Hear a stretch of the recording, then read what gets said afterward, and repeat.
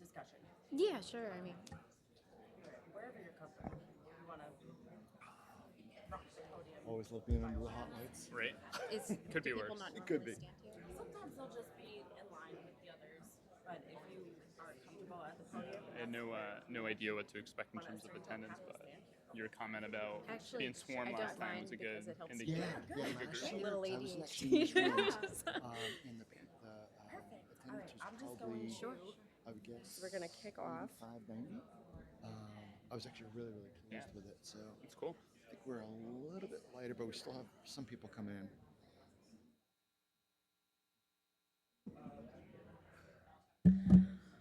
All right. Good morning, everyone. How are we doing on this Wednesday morning? Woo! Halfway through the week of our 9th annual Startup Boston Week. Thank you so much for coming. Our mission with this conference is simple: to bring together the entire startup community across every industry, department, and funding stage. Startup Boston exists to connect, educate, and celebrate the ecosystem while serving as a trusted, unbiased guide to the best resources that can help you start and scale your startup or your team. My name is Elena Lubianco. I work for TriNet, where we support startups and growing businesses develop a scalable HR infrastructure, and I will be your hostess today. Before we dive in, I want to give a huge thank you to Suffolk University for hosting us. Suffolk has generously partnered with us for the past 3 years, providing this space in kind because of their deep commitment to supporting Boston's startup community. If you're interested in exploring entrepreneurship, they offer a variety of programs and opportunities. So be sure to stop by their table in the vendor hall right up on the 5th floor to learn how they can support your journey or how you might get involved in supporting their entrepreneurial students as well. This session today is going to be a really great one that I'm thrilled to be in attendance for: AI in Sales, the new playbook for startups. If that is not on your docket today, you may want to reevaluate your seat, but I highly recommend you sticking around anyways. We are going to be, the moderator of this panel is Vanessa Ferranto, and she's joined by Jason Gardiola and Joss Poulton. So without further ado, I will hand it over to her and enjoy the session. Thank you. Thanks, man. Good morning and welcome to AI in Sales. I'm Vanessa Ferranto and I'll be moderating this session. I'm the CEO and co-founder of Dalbero. We are a precision lead gen company where we use AI to understand who you are, who you target, and match you to the best fit contacts. I'd like to take a brief moment to introduce our panelists here. Jason, maybe if you wanted to get started. So first thing I'll start by saying thank you, Elena. Fellow Italian gets my last name right. Does not happen often. So I'm Jason Gargiola. I'm actually a partner in AM1 Advisors. I've been around for far longer than I like to think about, but it's been about 25 years. And really my career has been in kind of two parts of the whole. One of those is the industry I've been sitting in, which is really consumer insights, market research. So basically how brands, whether you're B2B or B2C, how you are finding a way to connect with your marketplace through your messaging, through your advertising, through your promotion, through your pricing, et cetera, et cetera, et cetera. Add about 10 different examples of that on. That's really the world I've served. I'm on the sales side, so I've always been about revenue driving. So as an individual contributor, as a person who's actually launched or co-launched 3 different companies, and I've actually been able to take 3 of those to successful acquisition. So successful exits, which is obviously what you're always trying to do there. So I've been doing that for a long time, and then about 2.5 years ago, with a mentor of mine, who was a God blessing for me to be able to connect with, we actually merged our organizations under And1 Advisors. And so what I do now is I actually work as a go-to-market consultant and fractional revenue leader, in some cases a fractional chief revenue officer, sometimes a fractional head of sales and marketing. You might ask what the difference is. We'll come to that, et cetera, et cetera. So that's really what I do now, and I really work with and specialize with startups kind of through that early venture. So we're talking about pre-seed all the way through your B-series funding rounds. That's me. Yes. Very nice. Hey, everybody. I'm Joss Poulton. I'm the CEO and co-founder of ClearSync. We built a Stripe to HubSpot integration for recurring revenue teams. And before that, I spent about 15 years in RevOps, including some time at UserGems, which is an AI sales signals platform for outbound sales. So really excited to get into it. There's a lot going on in this space right now. Absolutely. Great. Well, thank you both, and it's great to have you on this panel today. We wanted to start with somewhat of a broad question, really, just to open things up. And really, it is, in one sentence, what is the biggest misconception founders have about AI in sales today? Josh, you want to go first? Oh, sure. I think it's that AI is replacing salespeople. I think there are some companies that kind of do part of that, but I think the human connection will live on in sales, and that people ultimately do want to buy from people, which kind of like bleeds into brand more than maybe traditional sales. But that's my hot take. Yeah, I 100% agree with that. If I was going to limit it to one sentence, I'd say that AI is the answer. It's not, guys, right? It's an important enhancement tool, an enablement tool, but it is not the solution. It still comes down to how we connect, how we understand our marketplace, how we understand the pain points that our customers, again, whether you're B2C, whether you're B2B, what they're dealing with. Great. That's a long sentence, but I'll stop. Yeah. Well, so when we think about humans in the process, that's a big question, and a lot of people are, bouncing between, does it replace humans or does it augment humans? I'd really love to understand, how do you think about when founders or early stage go-to-market teams are trying to introduce AI in their process? What's the kind of foundation they need to think about when implementing this? So I think from a foundation standpoint, the foundation is still in strategy. Got to do the thinking, right? AI does not replace who we target. It helps us identify who we target. It helps us refine how we target, helps us achieve reaching our target, but it is not where we define our target. That is still what we as entrepreneurs, what we know.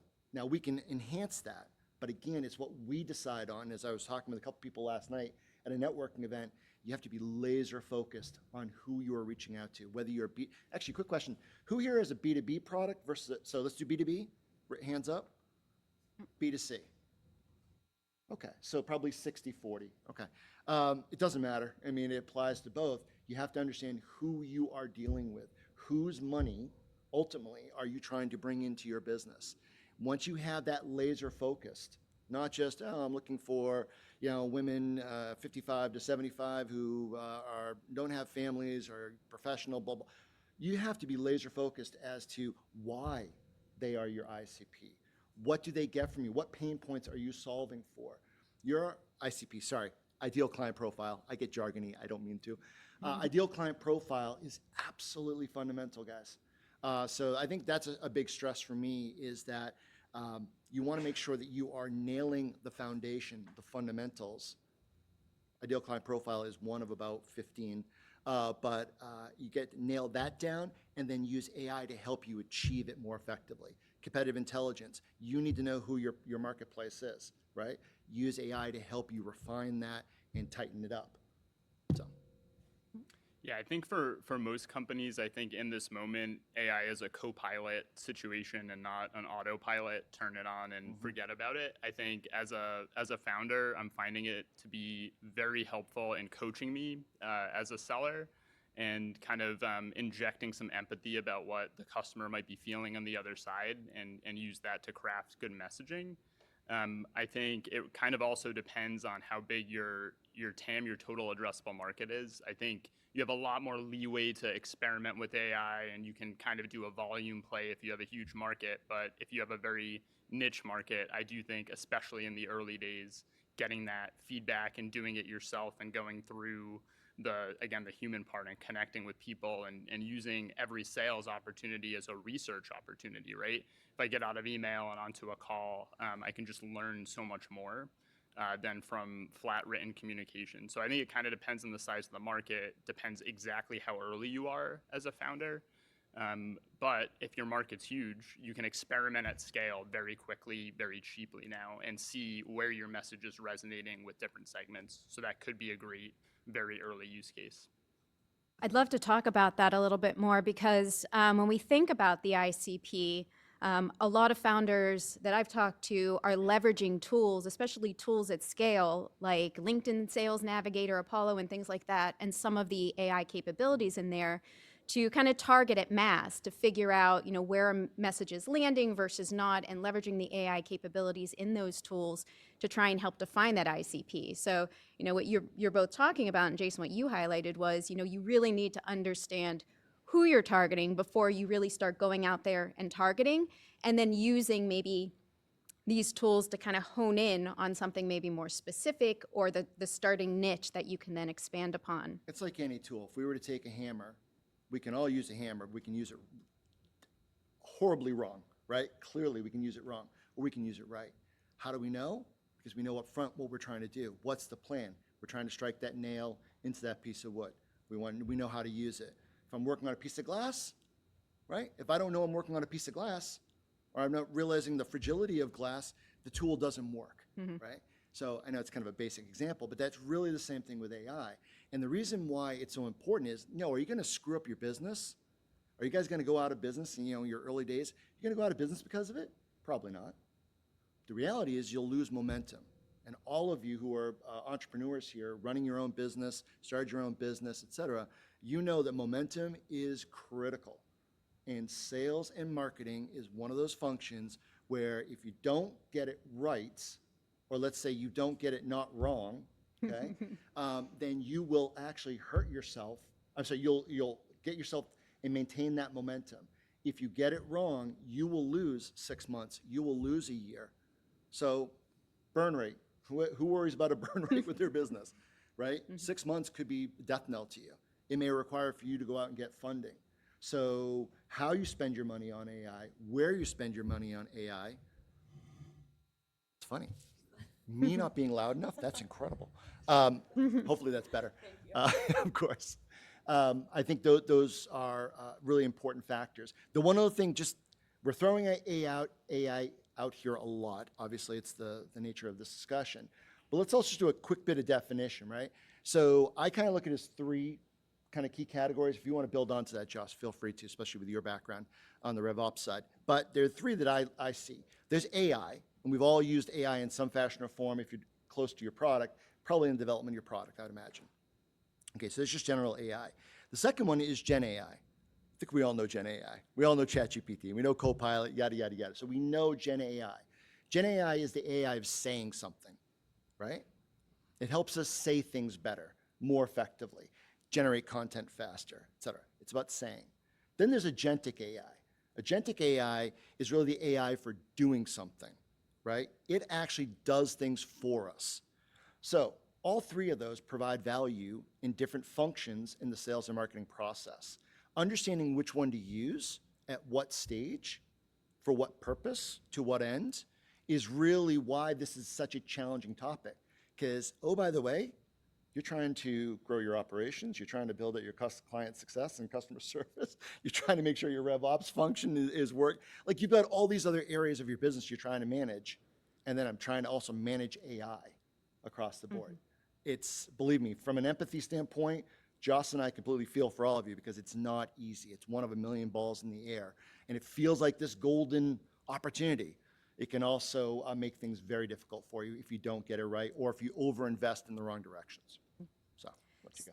Yeah, I just think that's spot on. I think really diagnosing your funnel or loop or whatever you'd like to call it, and trying to map those 3 pillars of AI to where you could get the most value. Because I think, like you said, time is absolutely critical as a founder, and thinking deeply about, I'm not just trying to add AI to my business, which might be messaging in your head, thinking really about its different uses. Where development's a great one, and I'd even put internal tools as part of development. Absolutely.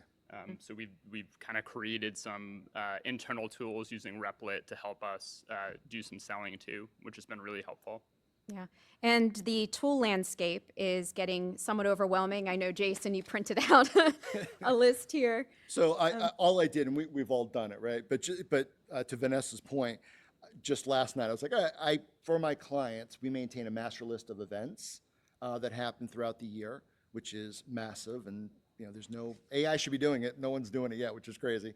So we track that, but we also track all the different types of tools that exist out there. So the tools that I researched, that I've gone out, spent some time on, because that's part of what I'm trying to bring to my clients and help them with, I was going through and I'm like, and this is only a partial list, but the list I had initially was, I think, 148, 147. Just companies you could be looking at, and that's a fraction of the companies that are out there, SaaS, AI, ML, whatever they are, that you guys could be talking with. So how many of you have time to actually go through and look at all those different companies and figure out what the right solution for you is? Yeah.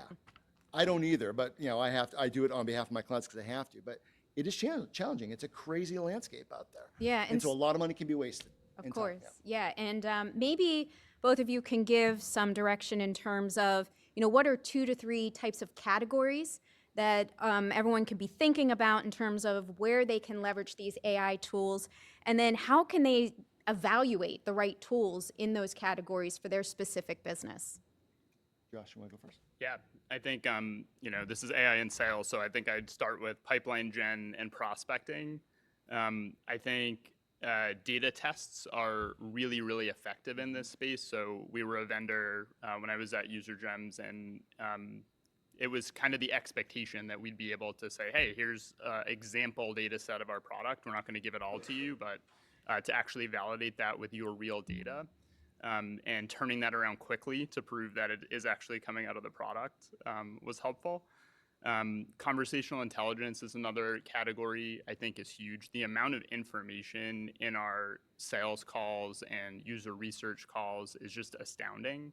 And collecting those transcripts and using it to really inspect your deal pipeline and to give you feedback on what's working and resonating with different types of customers, I think is huge.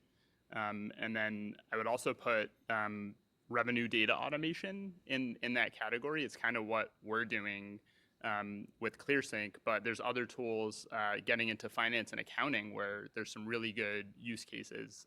Rillit and LedgerUp, I think, are 2 tools that come to mind that are helping solve some really painful problems in kind of the boring back office space that can compound at even smaller startups.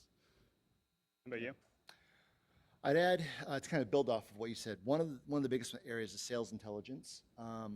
So let's just kind of get into the nitty gritty of it. When you have a sales organization, again, B2B, B2C, this is more heavily leaning towards B2B, so I apologize for that. But in the B2B marketplace, when you hire a sales team, you're building out your team, what slows them down?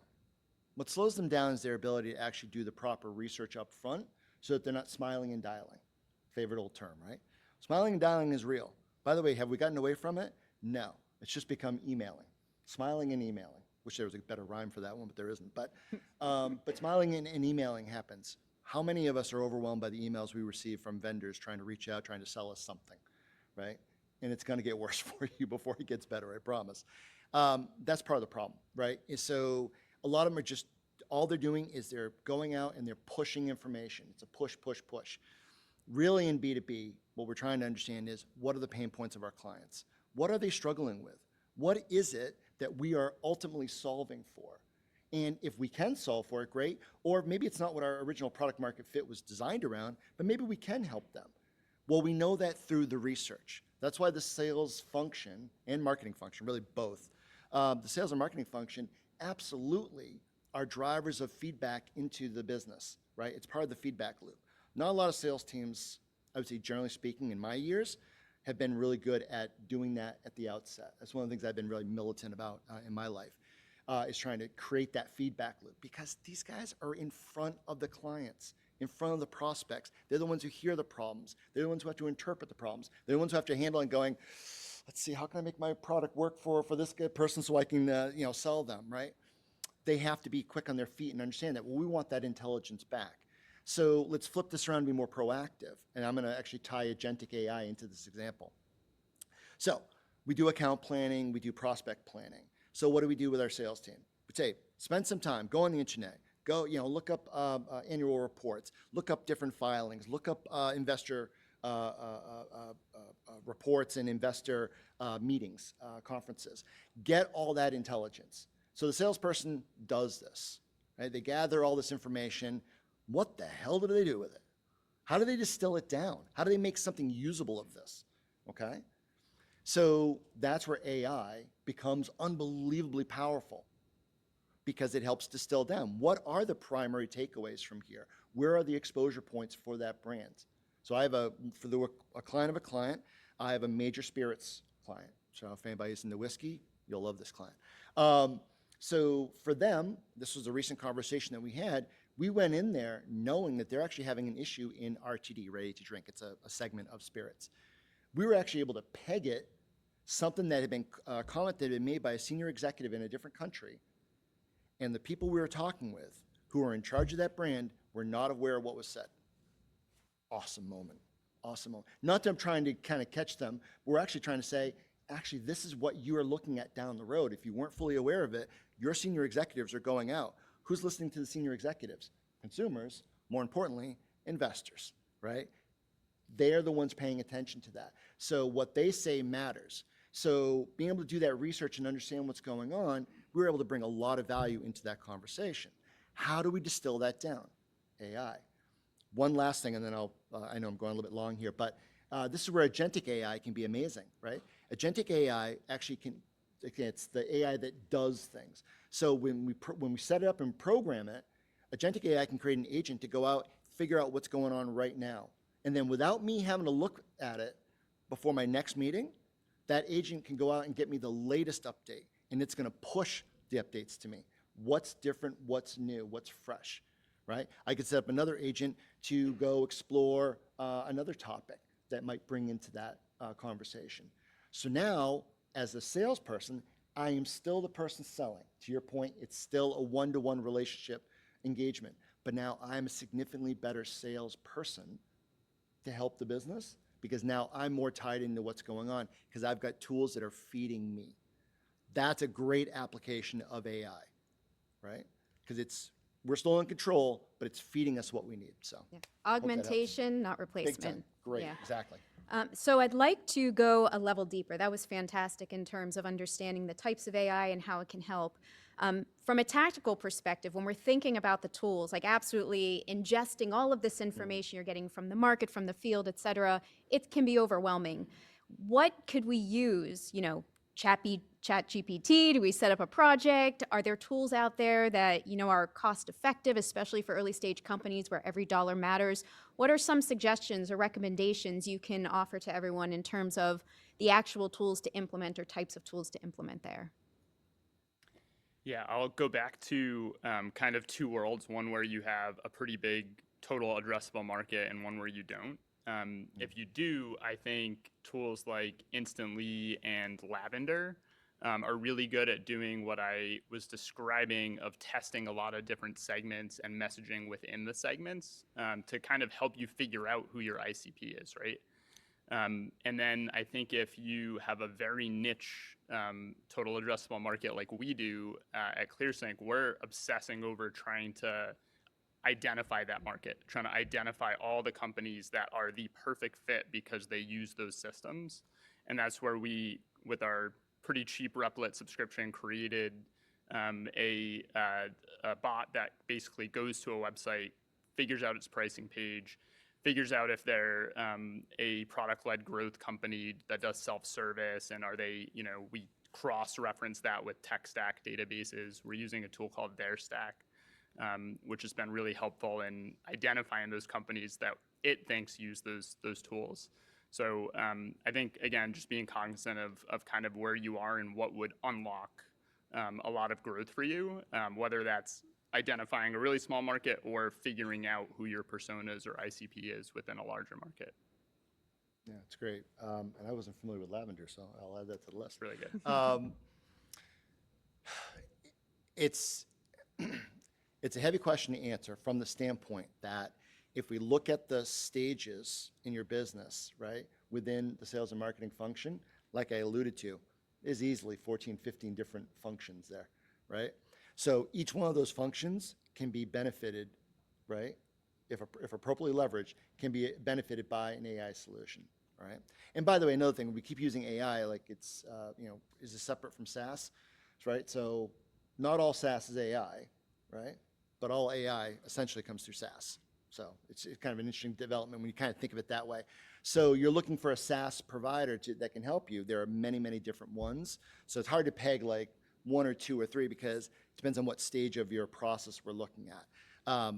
That said, an interesting one that I've recently been doing some work with and experimentation with is for a company that's a little bit later stage on the startup side. So you may be looking at your A-series funded round, et cetera, and you have a higher engagement level you have a higher market opportunity. I wouldn't say your TAM, but I would call it your SAM, your strategic account opportunity is actually quite robust.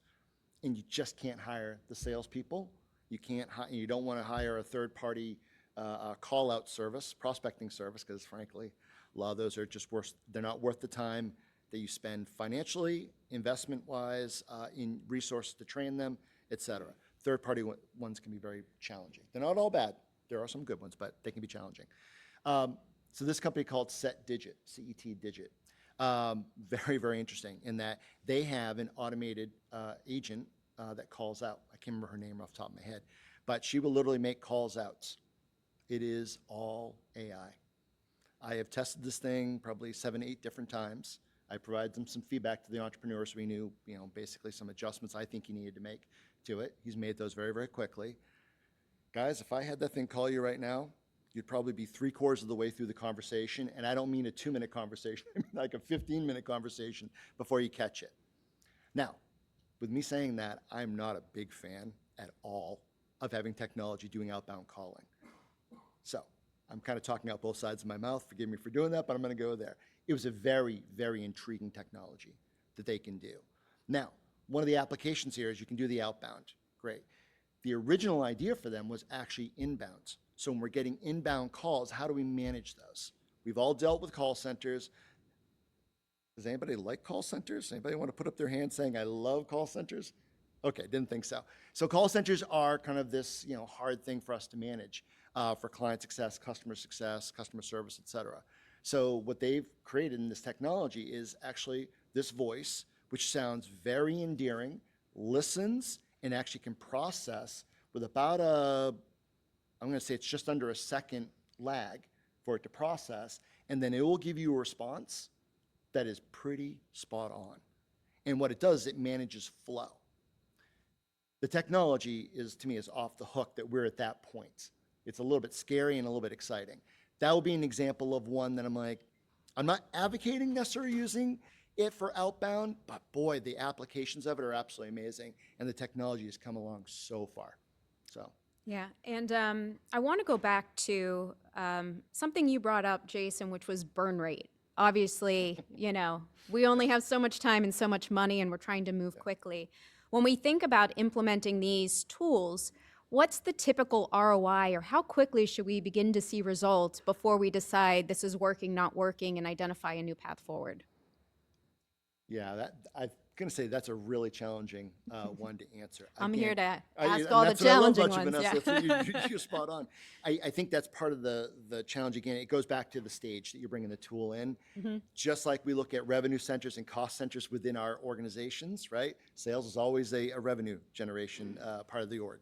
We look at marketing. I hate this. Sometimes marketing is actually looking at the cost center. I think it's fundamentally flawed, but some organizations still do that. Your operation size, cost center, et cetera. I think it's the same thing with some of these tools.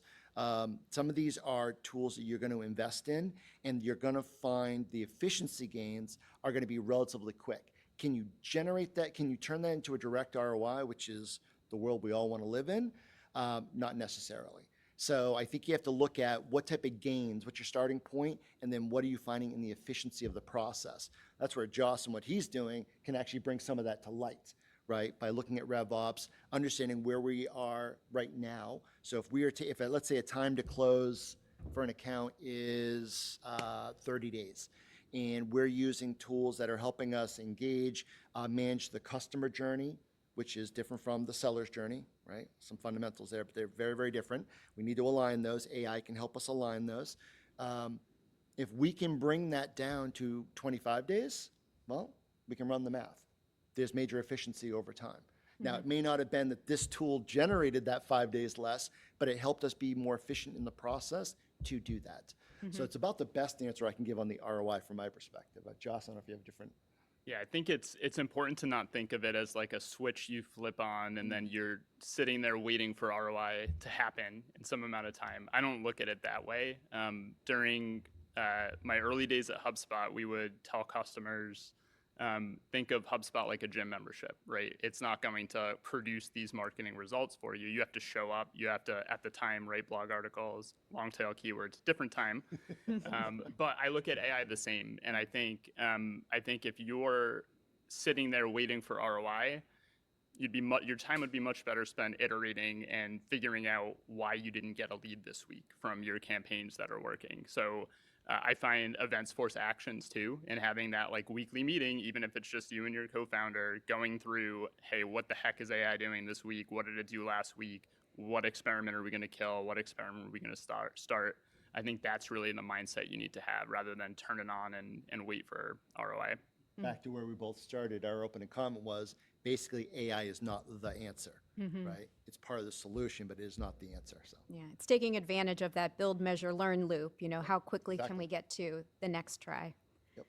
Okay, so I'd like to talk a little bit more about scaling. So, there are various stages of companies, and, as success comes, you're going to grow. How do you think about implementing these tools and then also training your team on using these tools in a way that helps your company grow and scale effectively? this is a hot spot for me. It's a good one. So training, one of the things that my partner and I really focus on, we call it the 6 cultural must-haves for a revenue organization. A culture of training is pretty fundamental. It's one of the 6. Now, we'd all sit here and go, well, of course, right? Train. What is the first thing that gets thrown out the window when the crap hits the fan? We're kind of in the dog days of our business and we're really struggling to get everything done. What's the first thing that goes out the window? Training. We just don't spend time on it. And this is a problem across the board. Back to AI can actually add complexity to the situation because exactly to your point, Vanessa, to your question, we're not training on it. So all of a sudden, we're now laying on our sales and marketing teams who we are requiring, we are holding them accountable to performance, right? To high activity, to success in what they're doing. And we are forcing onto them additional tools that they can't use efficiently because they don't know how to use them efficiently and effectively. All of a sudden, they are grinding to a halt, right? They are no longer being efficient. Or one of my kind of banes of my existence is compliance.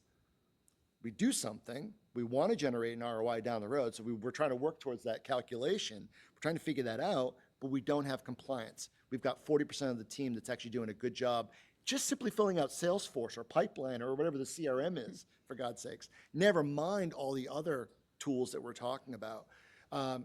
It is absolutely vital that there's a culture of training and that time is set aside. I'm not suggesting it's easy at all.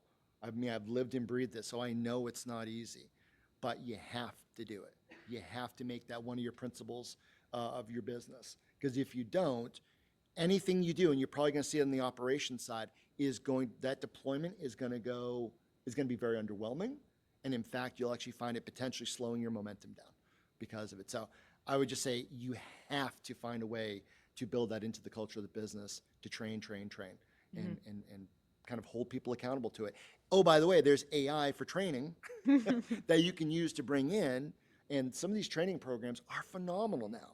Look at how many have pushed out some sort of security training program through videos and whatever. Is anybody using that type of system right now? Okay, do it. You want to get your team trained up on security in your business. One of my clients, their system, I was talking to the HR lead the other day about, phenomenal, absolutely phenomenal. This thing is great. It's engaging, right? The professional actors, the way they've done it, it is phenomenal. Guess what? The compliance on the security, right, as far as the people watching the videos, the points they score, they gamify it, through the roof. That helps protect the back end of the business from an IT security standpoint. So again, AI can be used to help with that piece too. Yeah, I totally agree. I think training programs, even for small teams, need to be a top priority. I also think that the value of written communication has gone way up because of AI, right? Sellers are going to type their questions into an AI search agent that is looking at all of your internal documentation, all of your external documentation. So I also think it's worth putting a lot of time into documenting, which kind of sounds maybe a little counterintuitive, but I think that's one thing. I think another is leaning into the fact that your employees and reps all have their personal AI agents and tools, right? They all have their own chat GPTs that they're using. And an aha moment for us recently as we made our first couple hires was, wow, there's so much context in my and my co-founders chat GPTs about our business. Like we've been, putting in draft blog articles, give me feedback. I need the tone to be more like this. That we went in and gave it a prompt of, hey, here's 20 questions about a brand. Fill this out based on what you know about our business. So we actually extracted that out of our personal chat GPTs, created a PDF, and then can give that to our new hires to import into their own personal chat GPTs. So I thought that was just really interesting that the company doesn't have full control over the AI that's being used by their employees. Why not kind of transfer the knowledge between the two where it makes sense? Obviously not like confidential business stuff ideally, but guess what? It's happening.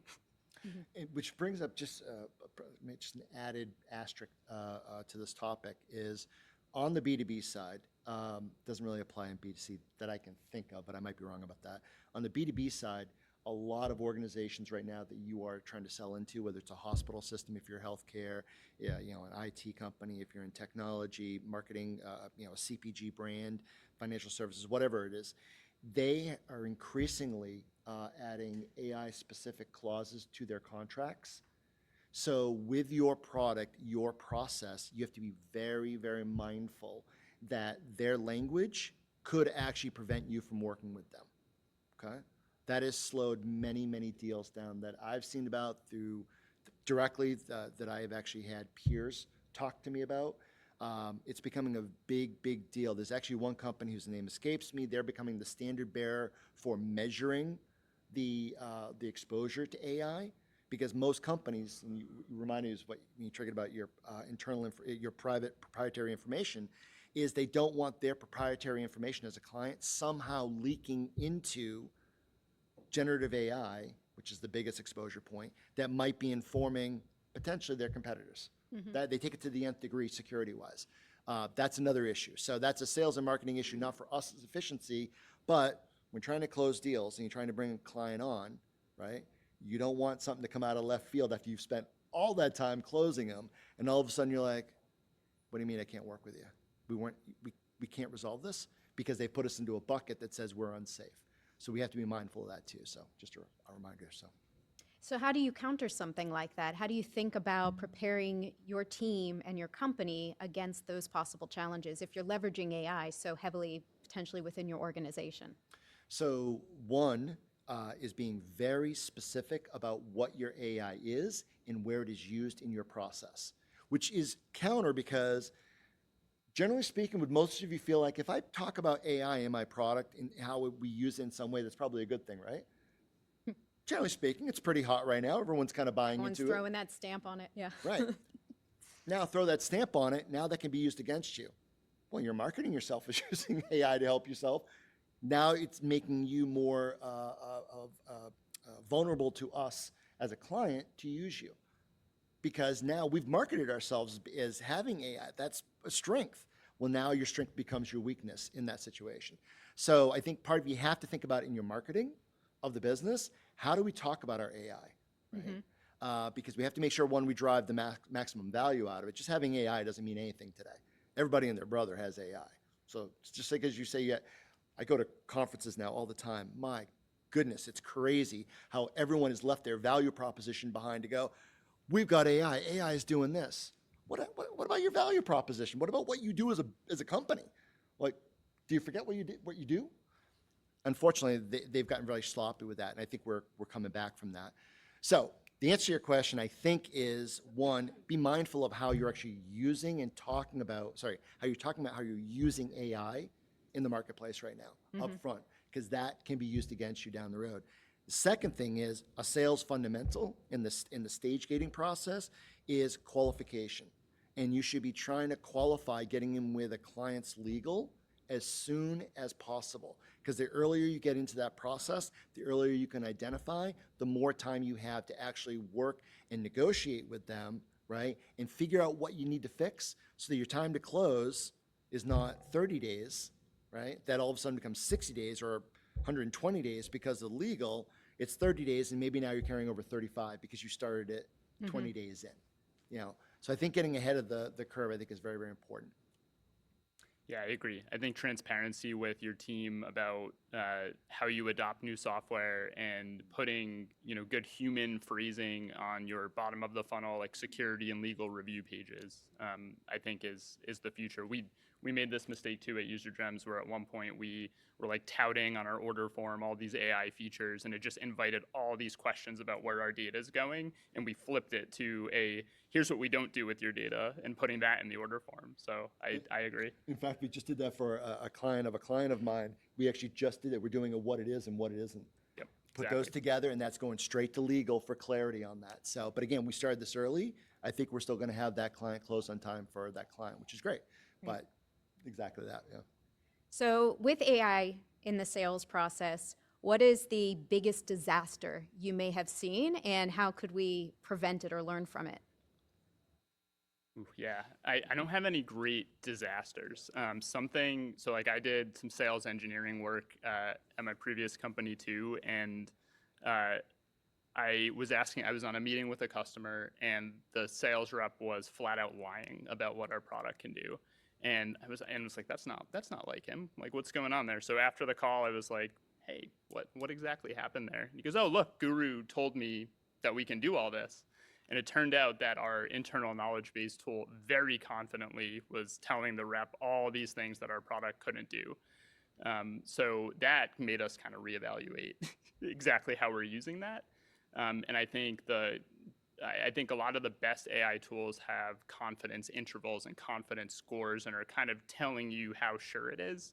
But I think that's one of the scary things, or those hallucinations. And reps are using AI databases to get them answers, and realizing that, hey, if this is something you're going to promise a customer, you need to verify it with your experts too.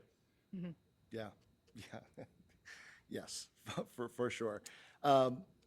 Again, much like Joss, I don't know that I've actually seen a disastrous situation, thank goodness. Even though you always feel like you might be on the precipice. But anyways, I've not seen one yet. I think where I've seen it be challenging, there was an Australian startup that I did some work for, and for probably about 6 months. And what was happening with them is that this was the rush to bring in AI-based SaaS solutions. And so before they knew it, they had, if I remember correctly, it was 9 different, so in the tech stack, they had 9 different solutions. Great, except for the fact is they weren't talking to each other properly. You have to integrate these things. You don't need 9 systems, right, not working with one another. Guess what? As an entrepreneur, think about how much work you have to go into, right, to make sure those things are tying together. And if you have not done that, and if you have not made that investment, and that's time, expertise, that's opportunity costs of taking some of your people and shifting them away from the product and the client to work on that. That's not a successful use of time. You kind of have to figure out, all right, how do we integrate this? So now I'm going to spend and work with a third-party company, train them on what we do, and now get them to integrate everything for us. So I wouldn't call it disaster, but boy, from a momentum standpoint, we saw the entire sales organization was grinding. The inefficiency at which they were working was horrible. And again, back to compliance. We were trying to get more and more compliance. When you're doing compliance against all these different systems, that's hard. Guess something's got to give. And guess what gives? Sales. Last time I checked, I think we all need sales. Keep coming, right? So yeah, that becomes a challenge. And I think for entrepreneurs, that's why so empathetic to the challenge you guys are under, because you probably know your product better than anybody in the business, probably. You probably have at least as much, if not the most passion for your product in the marketplace. So you should, in theory, be a good person to go out there and sell. was one CEO that I was working with just a couple of years ago. It was a brilliant conversation. He was like, it's opportunity cost. As soon as I'm spending time on this, I am not working on the rest of the parts of my business, right? I need to work on these other parts of the business. This is a function I need someone running and leading. That's actually why the growth of, for us and one, this model of fractional. So again, they can't afford necessarily to bring on a CRO. If you're 2 years in, back to burn rate, you can't afford to bring a CRO in. Frankly, you probably shouldn't bring a CRO in at that point. So how do I manage that? You bring in a fractional. That fractional can come in and can help that CEO get back to what they're doing. That fractional or whomever can then hire the right people who then can bring the CEO in, the founder in at the right times. Now the founder is being used very efficiently. The more that salesperson is using the tools to account manage and develop those opportunities correctly, the better use of time of the CEO when they come into that sales process. I need Joe or Sally to come in to help bring this thing to close. The founder, you're going to sell this, you're going to close this deal for me, but the salesperson's done all the other work, et cetera. So. Thank you both. We're going to switch to Q&A, but before we do, I did want to ask one final takeaway question. If someone from this audience were to implement one thing from today's discussion in the next 30 days, what would you recommend? I think I would say acknowledge that your team is using their own AI assistants and lean into it and help them train it to drive consistency across what they're doing. And I'm going to go back to fundamentals. Go to your go-to-market, look at the different steps in your process, sales, marketing, and client success. Client success is absolutely part of revenue function. A lot of times it gets put in other places. Get it part of your revenue function. Functionally, from a strategy standpoint, understand all the fundamentals so that any investment that you're going to make is going to be used correctly.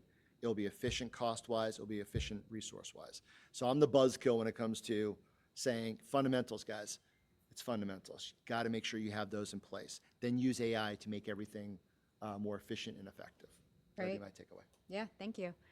All right, some Q&A. I saw this hand first, and then I'll be back for you guys. Thank you. Sure.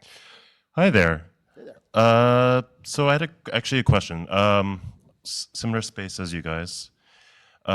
We put a focus on hiring technical sales for when it came to enterprise deals and stuff like that. People were asking how the tech works. The first couple of guys that we hired, like we went heavy into the training, is like, hey, on the technical side, don't oversell, all of that stuff. Be able to sound where you're at. How do you think that's going to affect the sales market in like the coming years, with especially as people are getting into sale and into AI, into having more of a technical background being a positive? So first thing, it's a great question. It's certainly an issue that's been plaguing a lot of companies. Is kind of where do you focus on building the sales organization, right? To your point. So there's two parts to that. One, I think sales, tech-based sales professionals, outstanding. They bring that knowledge to the space. That actually requires less people internally to help with closing the deals, right? Because they become kind of sole source, at least through, let's say, 75% of the process, depending on what your product and your solution is. However, there are ways to work around that. Training up technical salespeople, there's a lot of investment time-wise in that. Your pool of talents is much smaller. I want to be careful how I say this because I don't want to go too far. Technical salespeople, you don't find necessarily the breadth of quality sales acumen. I mean, process-wise, discipline-wise, all those things that are the mark of a successful sales organization. They kind of, sort of, typically, but not always, definitely not always, don't bring that to the table. Okay. You need a certain amount of volume to go on. You want to be efficient and effective with your close rates, right? But at the same time, you want to make sure you're working at a high enough level and fast enough level. So the velocity has to match the quality and the conversion. So There are processes around that. Bringing in sales engineers who are part of the sales organization, that allows you to actually, and they partner across multiple sales professionals, that allows you to not have to focus purely on getting high-tech salespeople. And I say high, I mean high in that they've got a high technical knowledge. It allows you to kind of stay away from that, or to not be completely reliant on that, which opens up your talent pool significantly. Of the mic, but what percentage of a Salesforce sales team would you like? We're at 36 people. We grew up from 8 people last year. Perpetual tech AI. What percentage would you recommend for anyone here who's looking at incorporating technical and like engineering sales people? Yeah. What percentage of the team should be that? That would make it enough. Yeah. So the first answer that you're not going to like is kind of need to talk and figure out what your solution is and how complex the sell-in process is. So, and I apologize, I know that's, but you get it, right? Generally speaking, I think you can look at like a 1 to 3, 1 to 6, 1 to 7. It's typically going to be in that range.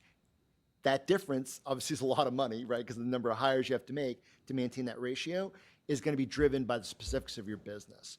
But I kind of generally look at it that way. In fact, there's a company I was just talking with, a company that we all know very, very well as consumers shopping, and that's one of the things they're working on right now is trying to find that right balance. And they were originally going to bring on 2. They actually scaled that back to 1 to start. Now, the sales team for them is 1, 2, I think 10 or 11.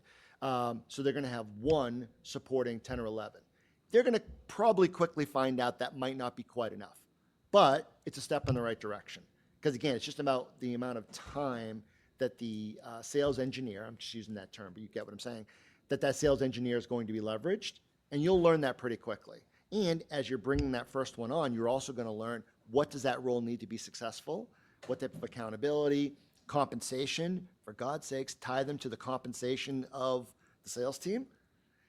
Make sure they've got a piece of that because that creates that additional motivation. But that will help answer, and that's kind of how you kind of enter into that. Did that answer your question, or at least help? It should help people at the very least. Awesome. Did you want to add anything? I would just add that sales engineers and technical sales reps are fantastic resources to write a lot of really good content, put videos. Buyers are looking for 2-minute videos, right? I think the new top of the funnel is the old middle of the funnel, where you can't rank on all these keywords irrelevant to your brand anymore, but you can rank on the stuff that you're experts in. So I like the model. I think it pairs well with maybe a BDR model who are setting appointments for them. But man, if you could figure out how to harness the knowledge and share it in bite-sized increments, I think that can really change the way you sell. And that's when you can also make investments in technical marketers as opposed to technical salespeople. Yep. Yep, there you go. All right, this question is for Josh. You started talking about a little bit about AI tools, and then you started with companies that were a little bit further down the road. What if you're really early days? You do understand who the persona is that you're going to be going after, but and thank you, because Jason and I had a conversation about that last night. But I'm really trying to figure out. It's just myself and my co-founder. We're not salespeople, but we really need to kind of get out there and really start to figure it out. And you mentioned Lavender, but I was just wondering, what are some other AI sales tools that could help us? Because we don't have the money to necessarily go to Sales Navigator right now or do anything, but we're trying to figure out how to build up our market and get our name out there.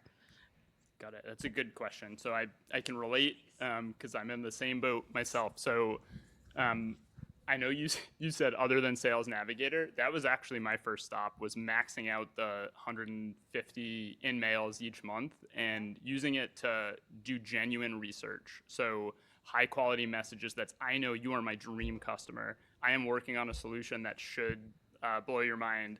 I'm just looking for research. I'm just looking to have a conversation with you, and that is the ask.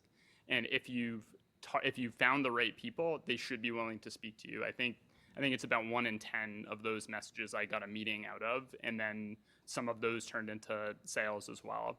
So I think it's really about getting those conversations, and if you can't be focused yet in those in-mails, then looking at account identification or contact identification, like which of the two is your larger problem. I mentioned their stack is really good at trying to figure out what tools an existing account is looking at. KeyPlay is also a really good tool. It's keyplay.io, and that's account identification. So it is, I'm looking for SaaS companies between 20 and 200 employees who recently added their first head of sales, and so you can really find that specific set of accounts to then do your in-mail research for. But if you position it as genuine research, and I've done my research and I know I'm building for you, like the reply rate's really good, and that then drives the conversations that can turn into sales. So, and to build off that we didn't talk about this last night, customer advisory boards. Okay, so this is kind of a little off the AI thing, but just from a strategy standpoint. So much of what Joss is talking about is actually a great process to dovetail into building customer advisory boards. So customer advisory boards, basically what we're doing is we're actually identifying 3 to 5 key accounts that we're going to put full investment in. Our resource, our efforts. AI is incredible in order to be able to, one, get our messaging right, crafted correctly, reinforced consistently. So we use AI to both help generate the saying, what we're going to say, but also the doing, right? So we're replicating, we're kind of building that message across the organization. Strategically, if we can get 3 to 5 customer advisory board clients, we're basically saying we're going to do it at a discounted rate to work with you. You're going to invest and be part of our process in building our solution. Then they become named accounts that you can actually reference, right? And help use them to help you expand your business. They've got a vested interest in being part of the process because they get something for it. Building customer advisory boards is a very, very effective model. It takes a little bit of time, but the return on it is huge. Because if you get the right accounts, which is why you focus your efforts on that, you use, again, the tools that exist to be able to identify who the right ones are. You identify them, and you start bringing those on board. That is not as much of a short term, but that's a powerful long-term strategy that you can be building in the short term. So I'd say leveraging what Joss said as part of a strategy like that, that's a home run opportunity. Yeah. And if I can do a somewhat shameless plug as well, for anyone who does, know who their persona is, as you had mentioned, and you're not trying to figure that out, Dalbero also is one of the tools that helps you identify kind of that short list of companies that would be a perfect fit, as well as contacts at the persona. So, sure.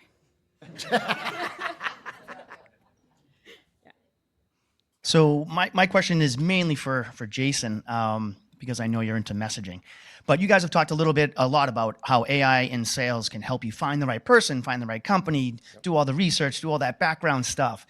My issue with it at this point, as someone receiving a lot of it, is I've become numb to the actual messaging that's coming back out, right? So you mentioned, Josh, you've got a tool that'll go on a website and it'll find something in there and tell you, the salesperson or something, to then outreach to that company. I get it all the time. I do branding, I do websites, I do messaging, positioning, and I get these emails that say, I saw you did this for X client and you did this, and it's literally regurgitating the case study that is on my website. Delete, right?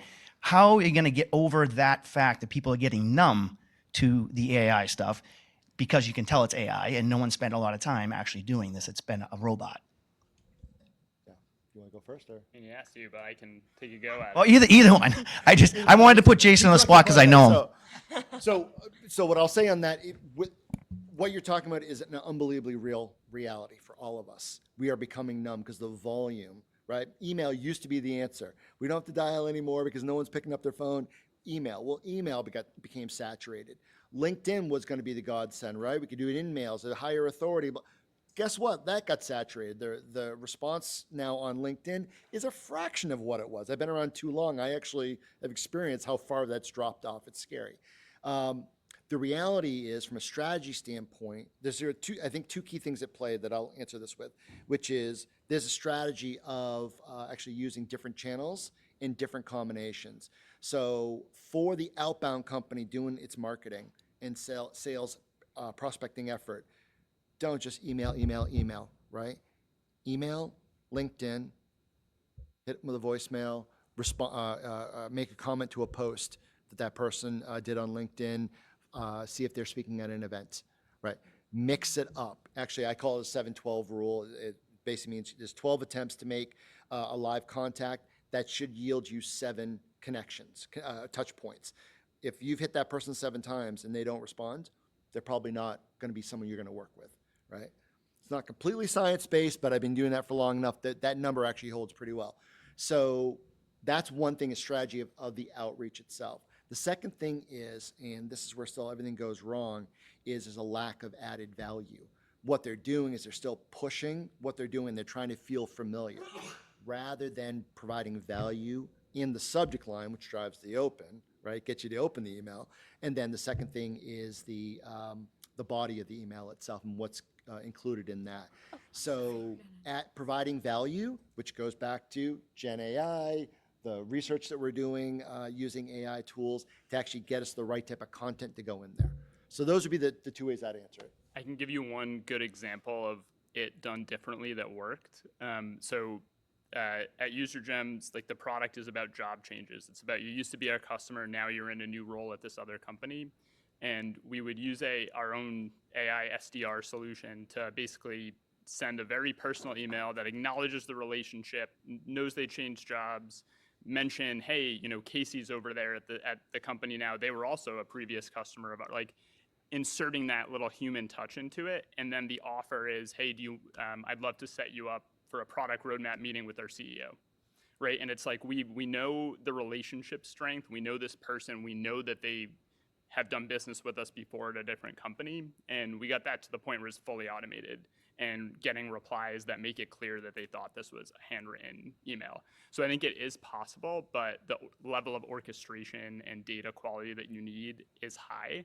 And that's why I'm not a huge fan of trying to stitch it together with Clay or Zapier, all these things. I think you do need kind of a solution for it, which is what UserGems is doing, Common Room, Unify. There's all these kind of like new wave full solutions that are trying to tackle this problem. So it can work, but I agree about your spam folder. It is, it's scary out there.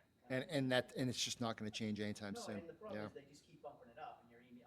I'm bumping this up, right? And that's another word that AI is generated. I'm resurfacing this. Right to spam. A person did not write this. Right? Correct. I'm just numb to it. I'm like, Yep. I'm not going to answer.